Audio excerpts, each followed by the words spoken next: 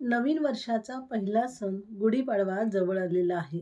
आज त्याच गुढीपाडव्यासाठी आपण श्रीखंड बनवतोय.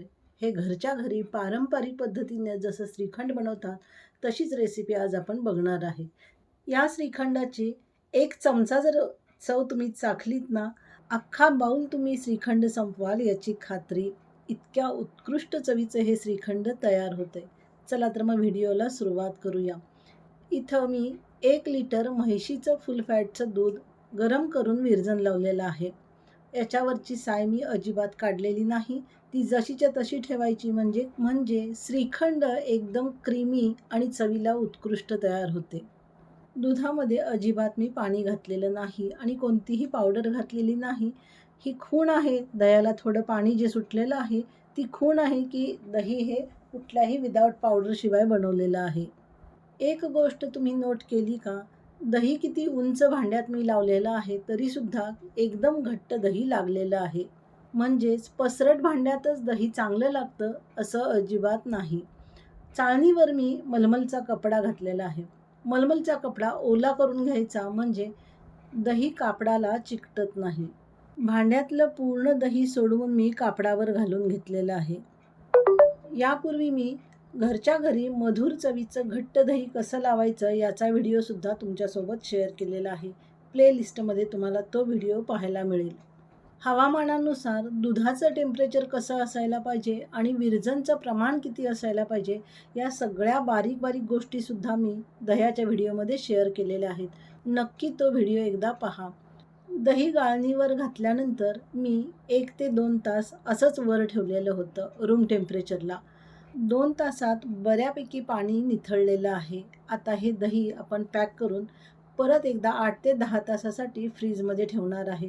शक्यतो रात्री ठेवावं म्हणजे सकाळपर्यंत व्यवस्थित पाणी फ्रीजमध्ये निथळते. इथं गरम दुधामध्ये एक 8-10 केशरच्या काड्या घालून घेतलेल्या आहेत.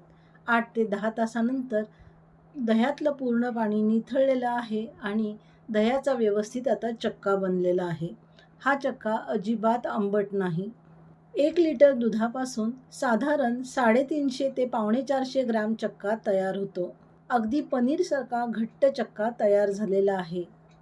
आता हा चक्का पुरणाच्या गाळणीवर घालून व्यवस्थित आपल्याला गाळून घ्यायचा आहे. फुल फॅटचे दूध असेल ना, तर श्रीखंड एकदम क्रीमी आणि चवदार तयार होते. चक्का गाळून होईपर्यंत याच्यासाठी लागणारं साहित्य बघूया. मेजरमेंट मी सगळे डिस्क्रिप्शन बॉक्समध्ये दिलेले आहे. इथं चक्का पूर्ण गाळून तयार झालेला आहे. आता मी पातेल्यामध्ये काढून घेते आणि मग बघूया. गाळलेला चक्का स्पॅच्युलाने परत एकदा फेटून घ्यायचे आणि त्यामध्ये पिठी साखर 2 बोटाच्या चिमटीत बसेल इतकंच मीठ आपल्याला यामध्ये घालायचं आहे. मिठामुळे गोडाची चव बॅलन्स होते.